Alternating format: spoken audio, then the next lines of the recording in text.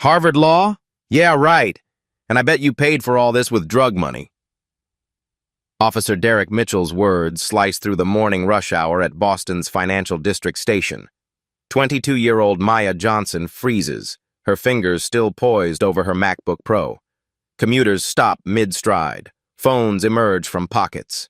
Maya closes her laptop with deliberate calm, her charcoal business suit a stark contrast to Derek's aggressive stance. Officer, I earned everything through scholarships and academic achievement. Derek steps closer, invading her personal space. Sure you did, sweetheart. Turn around, hands behind your back. For what charge? Maya's voice remains steady despite her racing heart. Theft, fraud, and now resisting arrest. Derek's hand moves to his handcuffs. The crowd thickens. Someone starts filming. Maya's phone buzzes with an incoming call. Mom, urgent classified. Derek notices the caller ID and laughs mockingly. Let me guess. Mommy's a Supreme Court justice too? Have you ever been judged as a fraud simply for being successful while black? What happened next will leave you speechless. Maya Johnson's morning began like any other day destined for greatness. At 5:30 a.m., she reviewed case files in her Cambridge apartment, surrounded by legal textbooks and Supreme Court decisions. Her Harvard Law diploma hung proudly beside a photo of her grandmother, Judge Rose Johnson, in her federal robes. The top 5% of her Harvard Law class doesn't happen by accident. Maya earned it through 18-hour study days, competing against the brightest minds in America. Her summer associate position at Morrison & Associates wasn't given. It was conquered through flawless interviews and a legal brief that made senior partners take notice. This morning's destination, a crucial client meeting that could define her career. Her briefcase contains documents for a landmark discrimination case, potentially worth millions in settlements. The opposing counsel has already tried to intimidate Morrison & Associates. They have no idea Maya Johnson is coming. Her phone buzzes insistently. 3 missed calls from Mom, classified. Maya frowns. Her mother, Colonel Sarah Johnson, rarely calls during operational hours unless something significant is happening. The last time was when Maya won the Harvard Law Review position. Maya adjusts her grandmother's vintage pearl necklace, a family heirloom passed down through 3 generations of accomplished Johnson women. Judge Rose Johnson wore these pearls when she became the first black federal judge in Massachusetts. Maya wears them to every important meeting, carrying her family's legacy of breaking barriers. Her laptop screensaver flickers momentarily, revealing a photo from last year's Veterans Day ceremony. Colonel Johnson stands in full-dress blues, her Special Forces tab gleaming above rows of combat ribbons. Maya quickly closes the laptop, but not before Derek notices the military imagery.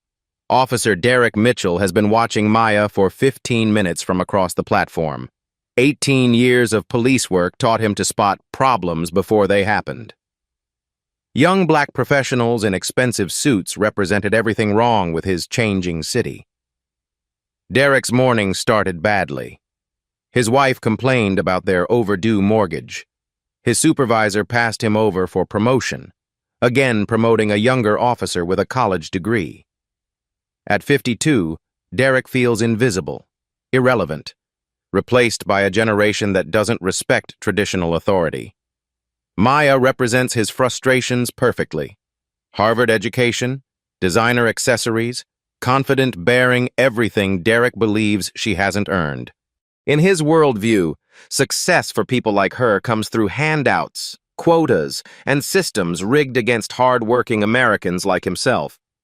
His personnel file contains 47 civilian complaints, 23 involving racial bias. Internal Affairs dismissed them all due to insufficient evidence and union protection. Derek learned to be careful with his words, but his actions speak volumes. His partner called in sick, leaving Derek unsupervised during morning patrol. Without oversight, his worst instincts emerge. Maya's success triggers something primal in him, a need to restore what he perceives as natural order. The Financial District Station buzzes with Boston's elite beginning another day of making fortunes. Investment bankers check market reports. Corporate lawyers review merger documents. Tech executives discuss IPO strategies. This is where America's future gets decided. Maya chose this location strategically. Public spaces with security cameras provide protection in a profession where she's often the only black face in corporate boardrooms. Her legal training taught her to always document everything, anticipate hostility, and never give opponents ammunition. The morning crowd includes several familiar faces from Maya's professional network. Michael Brooks from Goldman Sachs recognizes her from Harvard Business School networking events. They collaborated on a joint law business case study that impressed professors from both schools. Patricia Williams, senior partner at competing law firm Bradley & Associates, knows Maya's reputation. Patricia tried recruiting Maya last summer, offering starting salaries that would make most law students faint. Maya politely declined, choosing Morrison & Associates for their civil rights division. David Rodriguez, financial journalist for the Boston Globe, live streams his morning commute for his growing social media following. His audience includes thousands of young professionals who follow his career advice and market commentary. This morning's stream will become something entirely different. Sarah Matthews hurries past, late for another corporate law assignment. She and Maya studied together at Harvard, pulling all-nighters in the library during their constitutional law intensive. Sarah knows Maya's brilliance firsthand, watching her deconstruct complex legal arguments with surgical precision. These witnesses represent Maya's professional world-educated, accomplished, influential. They understand her achievements because they've walked similar paths. Their presence will become crucial as Derek's harassment escalates. Maya's briefcase contains more than legal documents. Her federal court clerk certification opens doors at the highest judicial levels. Her letter of recommendation from Senator Elizabeth Warren carries political weight. Her Harvard Law Review membership card represents academic excellence recognized nationwide. But Derek sees none of this. He sees expensive accessories on a young black woman and assumes criminality. His worldview cannot accommodate the possibility that Maya earned everything through merit, sacrifice, and exceptional ability. The military decal on Maya's briefcase tells a story Derek doesn't bother reading. 3 generations of Johnson family service. World War II, Vietnam, Iraq, Afghanistan. Judge Rose Johnson met her husband at a USO dance in 1945. Colonel Sarah Johnson commands elite special operations units. Maya carries this legacy of service and sacrifice. Her Cartier watch was a graduation gift from her mother, purchased with combat pay earned in classified operations protecting American interests worldwide. The Louis Vuitton briefcase came from her grandmother, bought with the first paycheck from her federal judgeship. These aren't symbols of fraud. They're symbols of family achievement.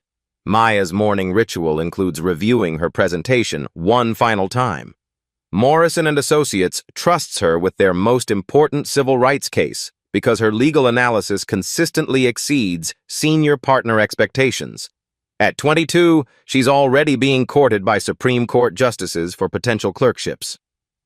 Derek approaches with predatory confidence, convinced he's about to expose a fraud.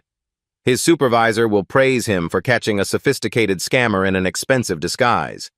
The commuters will thank him for protecting their neighborhood from undesirable elements. Maya senses the approaching confrontation, her legal instincts sharpening. She's faced hostile opposing counsel in federal court, aggressive partners during case reviews, and skeptical professors during oral arguments. But police harassment represents different dangers. Personal safety, not just professional reputation. The station's security cameras capture everything from multiple angles. Maya notices their positioning, her legal mind already building documentation for whatever comes next. She opens her phone's recording app discreetly, a habit developed from studying civil rights cases where video evidence proved crucial. Derek stops directly in front of her, his intimidating presence designed to establish dominance. The surrounding commuters slow their pace, sensing drama about to unfold. Phones emerge from pockets as people recognize the tension building in this ordinary morning scene. What happens next will transform Maya's carefully planned day into something that changes her life forever. Derek's interrogation begins with calculated aggression. "This bag costs more than most people make in a month. Where'd you really get the money?" Maya maintains her professional composure, drawing from years of hostile depositions and aggressive cross-examinations. "Officer, I earned everything through academic scholarships, merit-based awards, and legal internship compensation. I can provide complete documentation if necessary." Documentation can be faked. Derek moves closer, deliberately invading her personal space. The intimidation tactic works on most people. Maya isn't most people. "Stand up. We're going to have a conversation about how a 22-year-old affords luxury goods." Maya's Harvard law training kicks in automatically. "Am I being detained or am I free to go?" The question hits Derek like a slap. Most people submit to his authority without question. Maya's legal knowledge threatens his control over the situation. His face hardens with resentment. "Now you're getting smart with me?" Derek's voice carries across the platform, attracting more attention. "Turn around. Hands behind your back." "For what specific charge?" Maya's voice remains steady, but her heart pounds. She knows her rights, but rights mean nothing if the person with power chooses to ignore them. "Suspicion of theft, money laundering, and now resisting arrest." Michael Brooks steps forward from the crowd. He recognizes Maya from their Harvard networking events, knows her reputation for academic excellence. "Officer, I know this woman. She's a Harvard law student with an impeccable record." "Back off!" Derek whips around, his hand instinctively moving toward his weapon. "This doesn't concern you, and I don't care where she claims to go to school." The crowd tenses. David Rodriguez adjusts his phone angle, his live stream audience growing rapidly as viewers share the unfolding drama. Comments flood in. "This is insane. She's clearly a professional. Cops gone wild." Maya sees the phone's recording, her legal mind automatically cataloging every violation of procedure and constitutional rights. False arrest, unlawful detention, racial profiling, excessive force. The list grows by the second. "Officer Mitchell," she reads his name badge carefully, ensuring her voice carries to the recording devices. "I'm going to comply under duress, but I want you to understand that I'm memorizing every word of this interaction for the civil rights lawsuit that will inevitably follow." Derek forces her hands behind her back, the metal cuffs clicking shut with unnecessary tightness. "Civil rights lawsuit? You watch too much television, Princess. No one's going to believe your sob story over a police officer's testimony." Patricia Williams pushes through the crowd, her senior partner authority commanding attention. "That's Maya Johnson. She's one of our most promising summer associates at Morrison & Associates. Lady, step back before I arrest you for obstruction of justice." Derek's aggression spreads to anyone defending Maya. "I don't care if she clerks for the president. She's got stolen property." Sarah Matthews films from her position near the exit, recognizing her Harvard study partner in handcuffs. She texts frantically to their law school group chat. "Maya being arrested at Financial Station? This is insane. She's the most honest person I know." Derek parades Maya through the crowded platform, the handcuffs deliberately displayed for maximum humiliation. Investment bankers and corporate lawyers stop their conversations to stare. The morning commute becomes a perp walk designed to destroy her professional reputation. "Officer, these handcuffs are restricting blood circulation," Maya states calmly, using precise legal language that the recording devices will capture clearly. "They're supposed to be uncomfortable. Maybe next time you'll think twice before running whatever scam you're running with that fake Harvard story." The live stream explodes across social media platforms. Justice. For Maya begins trending as viewers share David's broadcast. Legal commentators start analyzing the arrest in real time, pointing out obvious constitutional violations.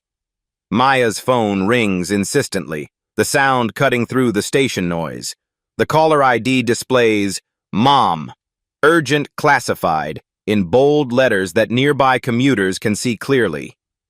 Derek notices the persistent ringing and decides to add psychological torture to physical humiliation. He answers Maya's phone with theatrical mockery, his voice loud enough for the crowd to hear every word. "Hello, this is Officer Derek Mitchell with the Boston Police Department. Your daughter's been arrested for financial crimes. You might want to hire her a real lawyer instead of whatever public defender she's used to." The voice on the other end turns Arctic cold. "Officer Mitchell, you have exactly 10 seconds to release my daughter and return her personal property." Derek laughs, playing to his growing audience of recording phones. "Ma'am, she's not going anywhere. She's looking at serious federal charges here." "Oh, you're military? What are you, a nurse? Maybe a supply clerk?" "This is Colonel Sarah Johnson, United States Army Special Operations Command. You are violating my daughter's constitutional rights, and this conversation is being recorded by military intelligence systems." Derek's smirk wavers for a microsecond before arrogance reasserts itself. "Right, and I'm General MacArthur. Your daughter's a fraud, just like her whole family, apparently." The precinct doors explode open with military precision. Derek marches Maya through Boston's busiest financial district during peak rush hour, the handcuffs gleaming under harsh morning sunlight. Investment bankers pause their phone calls. Corporate lawyers stop reviewing briefs. Tech executives look up from their tablets. The city's elite witness, a Harvard law student being paraded like a common criminal. The humiliation is calculated, deliberate, designed to destroy Maya's professional reputation before it fully blooms. Derek wants every future employer, every potential client, every networking contact to remember this moment. In his twisted logic, public shame will teach her proper respect for authority. "Officer, these handcuffs are cutting off my circulation," Maya states with clinical precision, ensuring her words reach the dozens of phones capturing every second. "They're supposed to be uncomfortable. Maybe next time you'll think twice before running whatever elaborate scam you've got going with that fake Harvard identity." David Rodriguez's live stream audience explodes past 50,000 viewers. Comments cascade like digital wildfire. "This is America in 2024. Sue them into bankruptcy. That cop is about to learn a hard lesson." The hashtag Justice for Maya trends across 3 platforms simultaneously. Maya notices news vans arriving in the distance. Someone alerted the media. This local incident is becoming national news in real time, each recorded second building toward career-ending consequences for everyone involved. At the precinct, Derek begins cataloging Maya's belongings with theatrical disdain. Each item gets examined, dismissed, and photographed as evidence of her supposed criminal enterprise. Her Harvard Law Review membership card, probably printed at Kinko's. Her Morrison and Associates identification badge. Anyone can make fake IDs these days. Her federal court clerk certification. These people are masters at creating false credentials. Her personal letter of recommendation from Senator Elizabeth Warren. Politicians write these for anyone who votes the right way. The photographs with Judge Rose Johnson at various legal ceremonies. Photoshopped, you can tell by the lighting. Each dismissal cuts deeper than the last. Maya watches Derek systematically invalidate every achievement that defines her identity, her family's legacy, her life's work. The psychological warfare is expertly designed to break her spirit before the legal process even begins. "You people are really getting sophisticated with these fraud operations," Derek continues, his voice carrying to the other officers watching the interrogation. Maya's composure cracks slightly. "You people? Officer, I need you to clarify exactly what demographic you're referencing with that phrase." The legal precision of her language makes Derek uncomfortable. Most suspects don't speak like constitutional law professors. Her vocabulary, her bearing, her knowledge of procedure, everything contradicts his assumptions about who belongs in handcuffs. Don't play semantic games with me, counselor. Derek spits the professional title like profanity. We both know what this is really about. Patricia Williams and Michael Brooks have followed the arrest to the precinct, demanding to speak with supervisors. Their presence attracts other legal professionals who recognize Maya from various professional events. A Harvard law professor emerges from a taxi. 2 federal clerks arrive via rideshare. Maya's professional network mobilizes like an immune system responding to infection. Derek calls his supervisor, spinning the narrative with practiced deception. I've got a major fraud suspect here. She's running some kind of sophisticated identity theft operation. Claims to be Harvard law, but we know how these affirmative action cases work. Probably got her information from hacking student databases. Maya realizes Derek is creating a false report in real time, building a fictional case that transforms her legitimate achievements into evidence of criminal conspiracy. Her legal mind races through precedent cases, constitutional violations, civil rights statutes. Officer Mitchell, that statement constitutes defamation per se under Massachusetts tort law. I'm recording our conversation in accordance with the state's 2-party consent statutes, which permit recording when one party reasonably believes a crime is being committed. Are you threatening me with legal action? Derek's voice rises with genuine alarm. Most suspects beg or cry or make excuses. Maya quotes legal precedent like she's arguing before the Supreme Court. I'm informing you of the legal consequences of your current behavior. False imprisonment, violation of civil rights under color of law, defamation, intentional infliction of emotional distress. Your department's liability exposure currently exceeds $50 million. The other officers in the precinct stop their conversations. $50 million gets everyone's attention. Derek realizes Maya isn't just educated. She's dangerously educated, armed with legal knowledge that could destroy careers and bankrupt departments. Maya's phone continues its insistent ringing. The screen displays, "Mom, urgent classified," with military precision that suggests this isn't a typical parental check-in. Derek sees an opportunity to humiliate both Maya and her family simultaneously. He answers with theatrical mockery, his voice loud enough for the growing crowd of legal professionals to hear every word. Hello, this is Officer Derek Mitchell with the Boston Police Department. Your daughter's been arrested for running a sophisticated fraud operation. You might want to get her a real lawyer instead of whatever public defender she's used to. The voice on the other end drops to Arctic temperature. Officer Mitchell, you have 10 seconds to release my daughter and place her personal effects in her hands. This is not a negotiation. Derek laughs for his audience of fellow officers and recording phones. Ma'am, she's not going anywhere. She's looking at serious federal charges here. Identity theft, fraud, money laundering, the whole package. I am Colonel Sarah Johnson, United States Army Special Operations Command. My daughter is a Harvard Law Review editor with security clearance. You are violating her constitutional rights, and this conversation is being monitored by military intelligence. Derek's arrogance peaks at the mention of military service. Veterans represent everything he resents about modern America people earning respect through sacrifice instead of traditional authority structures. Oh, you're military? Let me guess, you're a nurse? Maybe a supply clerk? Sorry, lady, but the stolen valor routine doesn't work on real cops. Your daughter's going down for fraud just like her whole fake family story? The silence on the other end lasts exactly 3 seconds. When Colonel Johnson speaks again, her voice carries 20 years of Special Operations Command authority. Officer Mitchell, you have made the greatest mistake of your pathetic career. I am currently coordinating with federal agencies to ensure your complete and total destruction.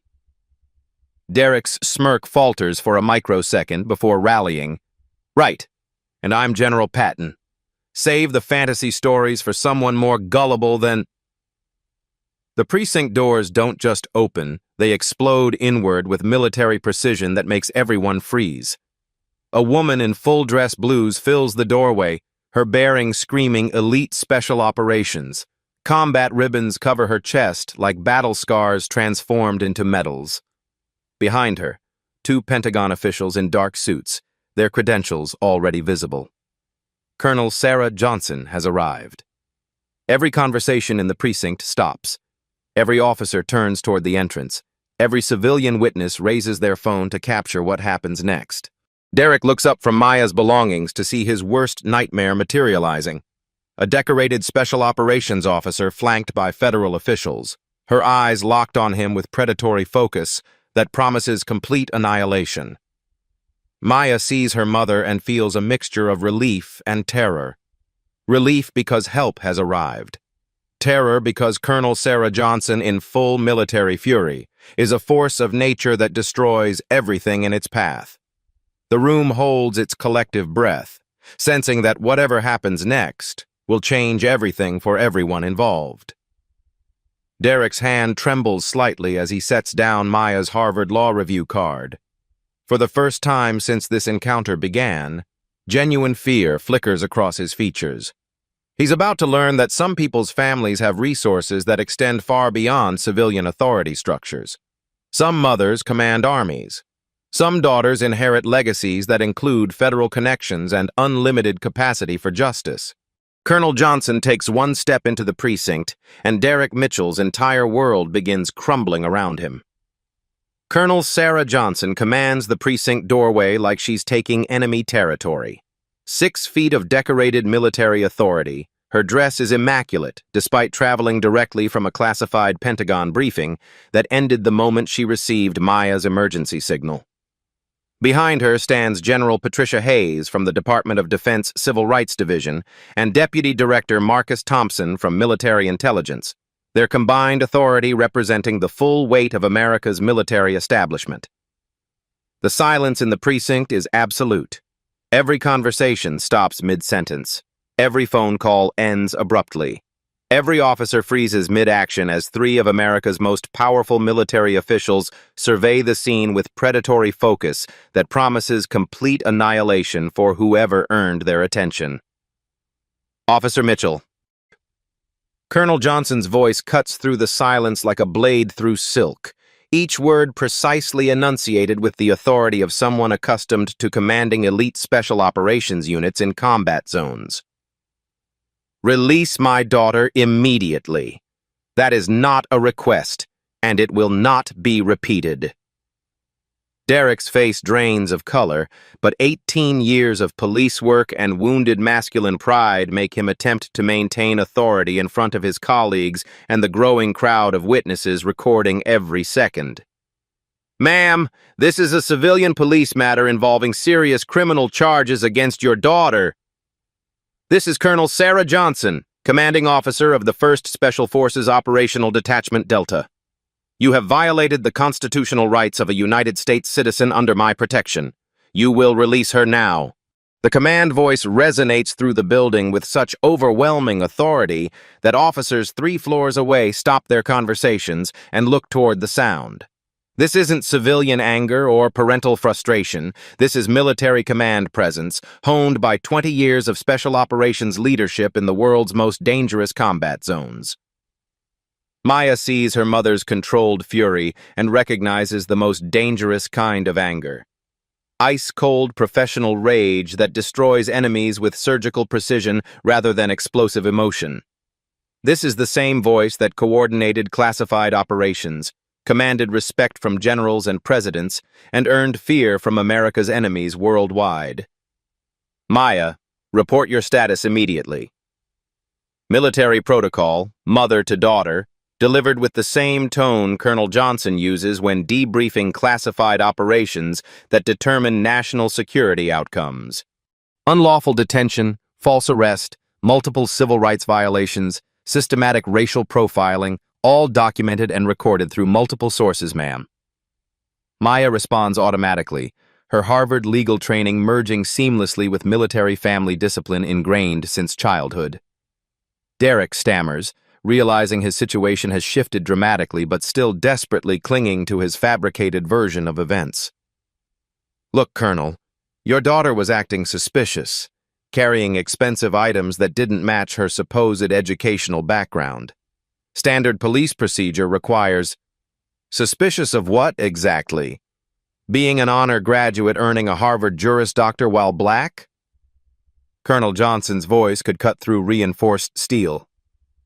"I've been monitoring your illegal interrogation through her cellular device since you answered her phone. Military intelligence systems recorded every word. Would you like me to quote your exact racist commentary about you people and affirmative action cases?" The blood completely drains from Derek's face as he realizes every word of his bigoted monologue has been captured by military intelligence systems that make civilian surveillance technology look like children's toys. His casual racism, delivered with confident cruelty, now exists in federal databases that will haunt him forever. General Hayes steps forward, her 4 stars gleaming under the harsh precinct lighting like warnings of the institutional power she represents. "Officer Mitchell, I'm General Patricia Hayes, Pentagon Civil Rights Division. Are you familiar with federal hate crime legislation, specifically 18 U.S.C. Section 249 and its penalties, including potential life imprisonment?" Derek looks around desperately, seeing his fellow officers backing away from him like he's carrying a contagious disease. The federal officials aren't just angry parents with delusions of importance. They're representatives of the most powerful military force in human history. And he just racially profiled one of their protected family members. Colonel Johnson produces a military-grade tablet that appears to contain technology decades ahead of civilian equipment. "Everything you've said and done has been recorded by Pentagon intelligence systems with audio clarity that exceeds Supreme Court courtroom standards. This includes your mockery of military service, your systematic racist assumptions, your fabrication of criminal charges, and your deliberate violations of Miranda rights and Fourth Amendment protections." Deputy Director Thompson adds his voice with the quiet authority of someone who briefs presidents on national security matters. "Officer Mitchell, your actions today triggered Protocol 7 surveillance, typically reserved for potential domestic terrorism cases. Every word, every gesture, every violation of constitutional law has been documented by systems that have never failed to secure convictions in federal court." Derek finally understands he's not facing an angry mother with military fantasies. He's facing a classified military operation that monitored his every word, documented his every illegal action, and built an airtight federal case against him in real time using resources that most Americans don't know exist. Maya stands up with fluid precision, transforming from handcuffed victim to Harvard-trained legal prosecutor in a single commanding motion. Her voice carries across the precinct with courtroom authority that makes seasoned officers listen like first-year law students attending their initial constitutional law lecture.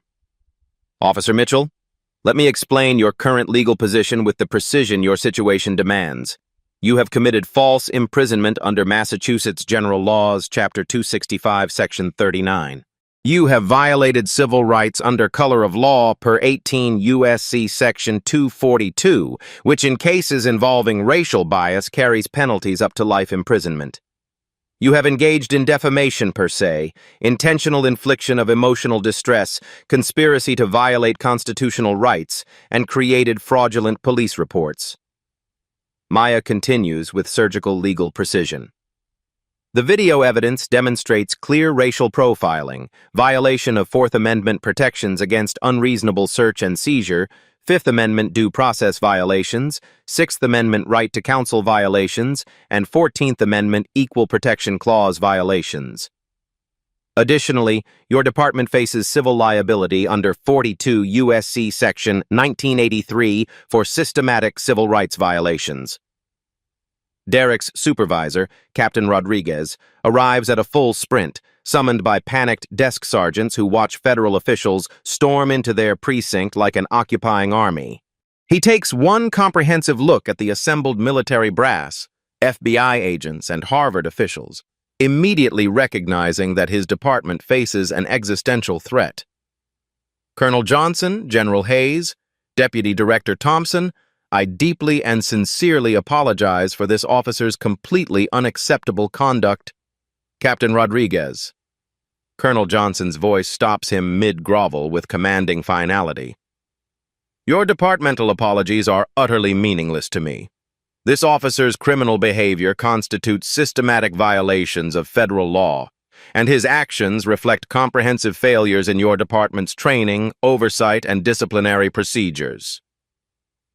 The live stream has exploded across every social media platform simultaneously, breaking viewing records as millions watch a Harvard law student systematically destroy the racist cop who attempted to humiliate her. Legal scholars provide real-time constitutional analysis, confirming every violation Maya identifies with academic precision. Maya continues her legal demolition with prosecutorial authority. Your department's civil liability exposure currently exceeds $50 million in compensatory damages, not including punitive damages, attorney fees, or federal sanctions. The pattern of ignored complaints in Officer Mitchell's personnel file establishes deliberate indifference to constitutional violations, triggering municipal liability under Monell Doctrine. Derek makes one final, desperate attempt to salvage his crumbling narrative. She was displaying suspicious behavior with expensive accessories that seemed inconsistent with her claimed background, and established police procedure requires thorough investigation of potential criminal activity. Colonel Johnson destroys him with military precision that makes veteran federal prosecutors seem gentle by comparison. Officer Mitchell, my daughter graduated summa cum laude from Harvard University with a 3.97 grade point average while competing against America's brightest minds. She served on the Harvard Law Review, clerked for federal appeals court judges, and earned every single achievement through intellectual merit that you couldn't comprehend in your most ambitious fantasies. General Hayes adds crushing federal weight to the destruction. Your personnel file contains 47 civilian complaints over 18 years, 23 specifically involving racial bias. Your department's systematic pattern of ignoring these documented complaints constitutes deliberate indifference to constitutional violations under established Supreme Court precedent. The precinct doors explode open again with dramatic timing. FBI Special Agent Jennifer Walsh enters with a full team of federal investigators, followed by ACLU Legal Director James Morrison, Harvard Law Dean Patricia Carter, and Massachusetts Attorney General Maria Rodriguez. Colonel Johnson's extensive network summoned the complete weight of America's legal establishment within 30 minutes. Derek surveys the assembled forces arrayed against him: federal agents, Pentagon officials, Harvard administrators, civil rights lawyers, state prosecutors, and military intelligence officers. His routine morning of casual racial profiling has triggered a response from the highest levels of American government, academia, and legal authority.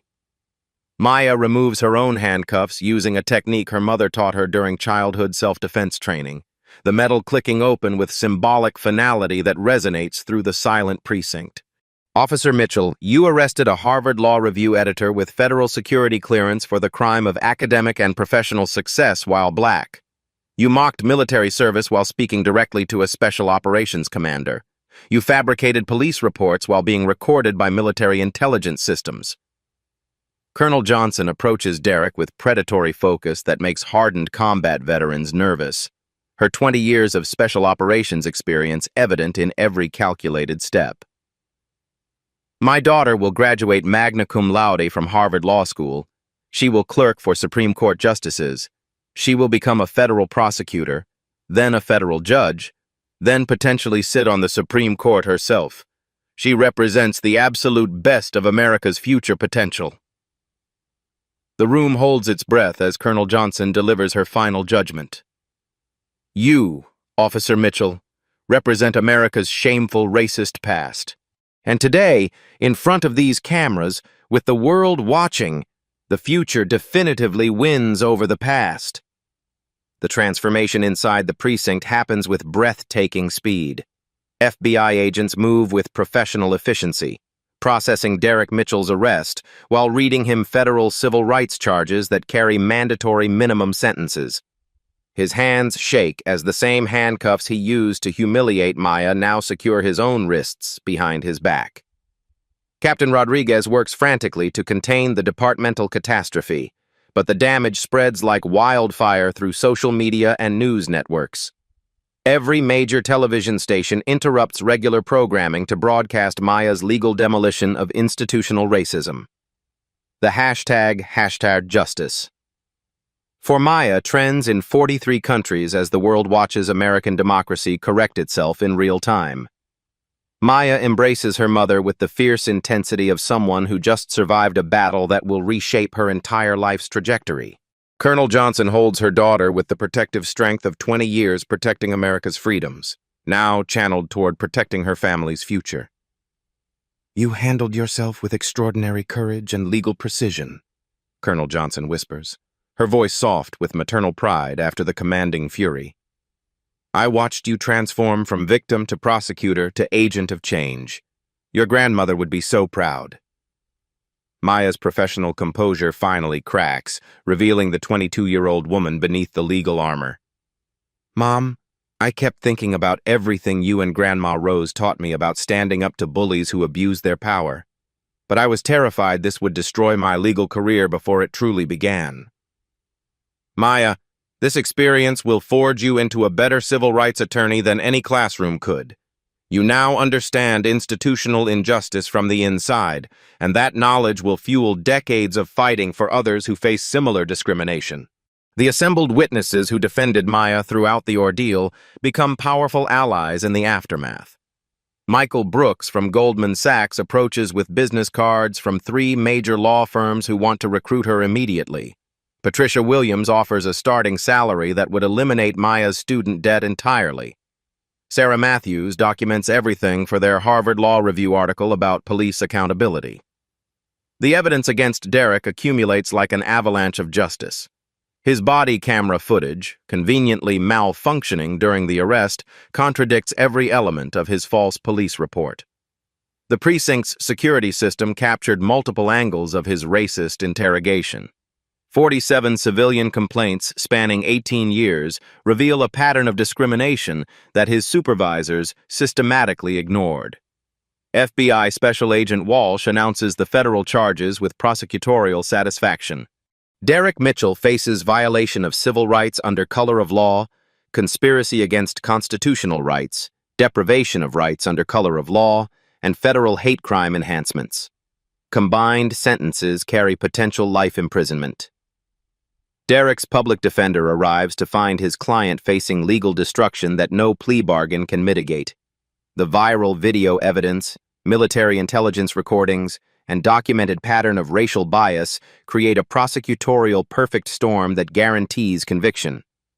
Maya addresses the media circus with poise that belies her age, speaking directly to the cameras with Harvard-trained precision. This incident represents thousands of similar encounters that never get recorded, never receive justice, never spark national conversations. Derek Mitchell targeted me because he couldn't comprehend that young black professionals earn success through merit, not privilege. The broader implications ripple through Boston's power structure immediately. Harvard Law School announces the Maya Johnson Civil Rights Fellowship, providing full scholarships for students committed to fighting discrimination through legal advocacy.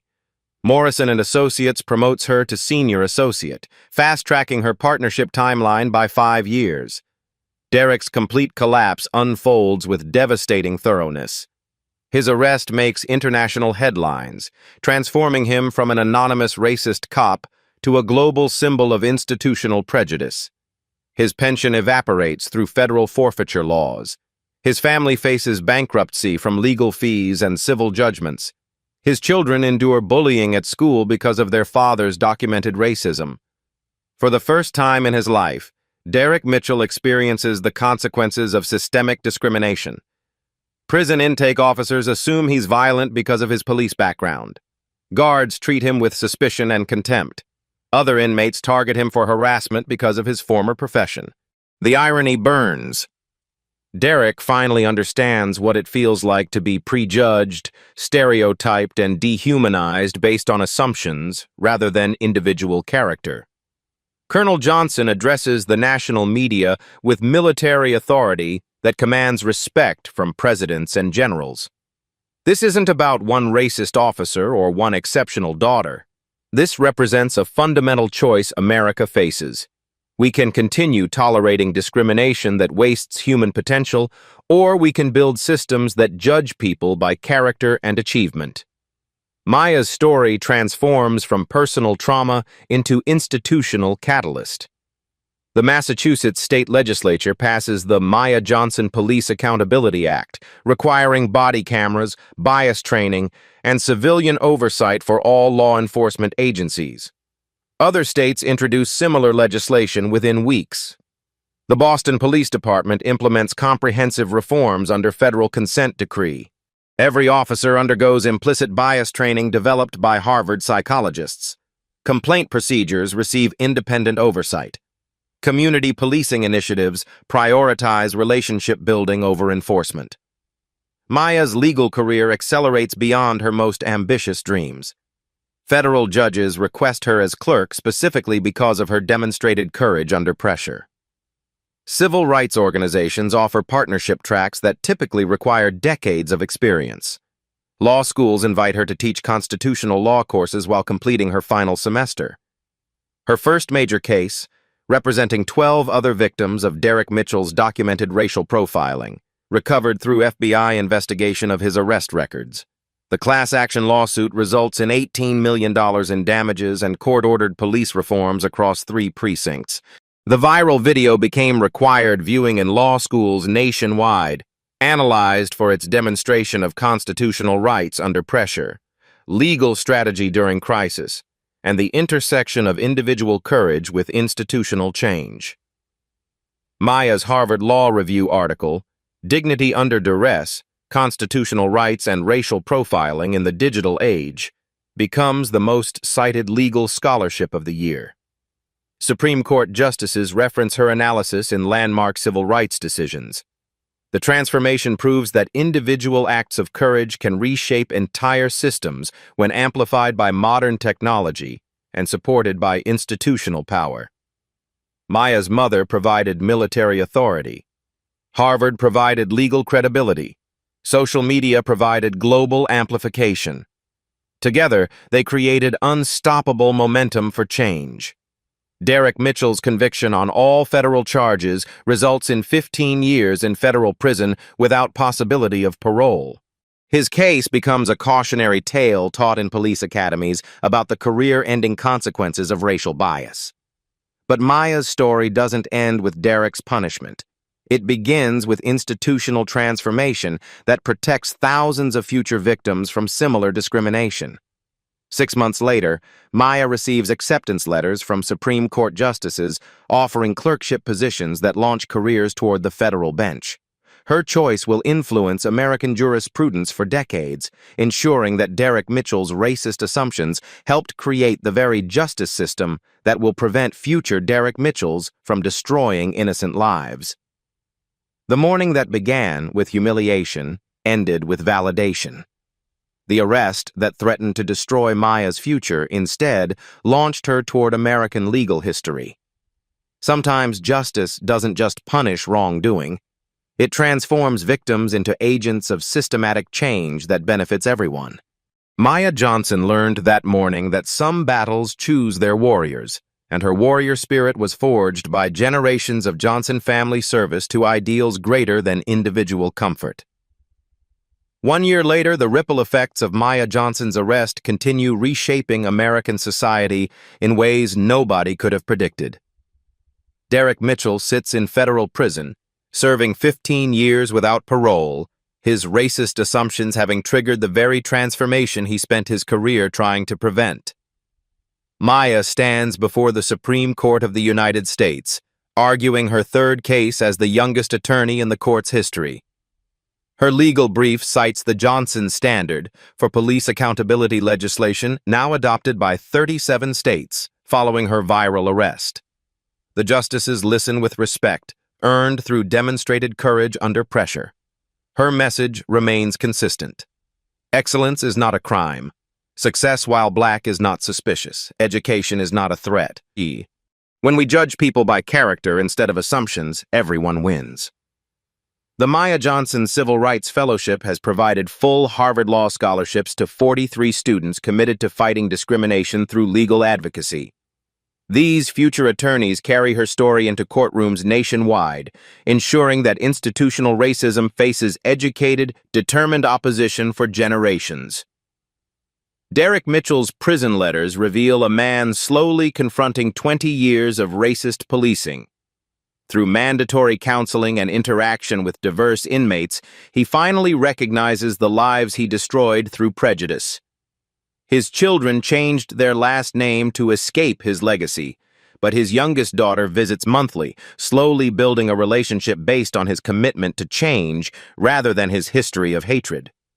He writes to Maya annually, letters she doesn't read but keeps as evidence that redemption remains possible even for those who cause tremendous harm. His transformation doesn't erase his victims' trauma, but it prevents future victims by demonstrating that racist behavior carries genuine consequences.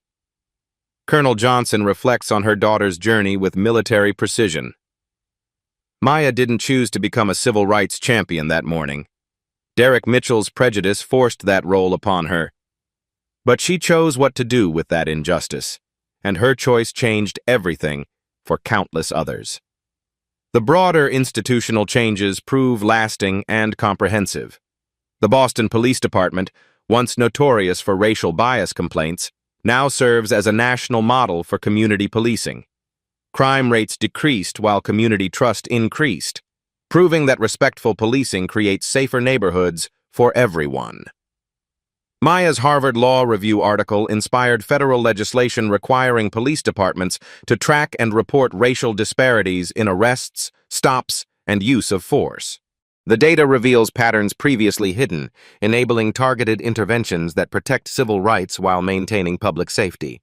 Corporate America responded by implementing bias training programs after witnessing how discrimination nearly destroyed a future legal superstar. Maya's experience became a cautionary tale about unconscious prejudice in professional settings, leading to policy changes that benefit all employees regardless of background. At 23, Maya has argued before the Supreme Court, won landmark civil rights cases, and been named to Forbes 30 Under 30 for law and policy. She recently announced her engagement to Marcus Brooks, a fellow Harvard Law graduate who proposed with her grandmother's vintage engagement ring, another family heirloom carrying forward the Johnson legacy of breaking barriers. Her nonprofit organization, Equal Justice Legal Clinic, has provided free representation to over 300 discrimination victims. Her legal victories created precedents protecting students, professionals, and families from the kind of harassment she endured. Maya's story demonstrates that individual courage, amplified by modern technology and supported by institutional power, can create transformative social change. Her mother provided military authority. Harvard provided legal credibility. Social media provided global amplification. Together they proved that justice is possible when good people refuse to remain silent. The viral video continues inspiring young people facing discrimination. Comments pour in from students who stood up to biased teachers, employees who reported workplace discrimination, and citizens who documented police misconduct. Maya's example shows that one person's courage can protect countless others. Derek Mitchell's case study is now taught in police academies nationwide as a cautionary tale about career-ending consequences of racial bias. His life serves as proof that prejudice ultimately destroys the prejudiced person more than their intended victims. But this story's true power lies in its demonstration that America's systems can self-correct when citizens demand accountability. Maya's arrest sparked conversations in millions of households, schools, and workplaces about unconscious bias, institutional discrimination, and the courage required to create change. The morning that began with racist assumptions ended with systematic transformation. The harassment designed to diminish Maya instead launched her toward American legal history. The officer who sought to humiliate her instead created the very leader who will prevent future officers from destroying innocent lives. Maya Johnson learned that some battles choose their warriors, and warriors are forged by overcoming challenges that would break weaker spirits. Her strength came from generations of Johnson family service to ideals greater than personal comfort. Today, she serves those same ideals by ensuring that Derek Mitchell's prejudice accidentally created the justice system that protects everyone's constitutional rights. What will you do the next time you witness injustice? Will you record it, report it, Speak up against it. Your action or inaction shapes the world we all share. Share this story with someone who needs to hear it. Support civil rights organizations in your community. Vote for leaders who prioritize accountability and justice. Teach your children that character matters more than appearance. Maya's courage changed everything. What will yours accomplish?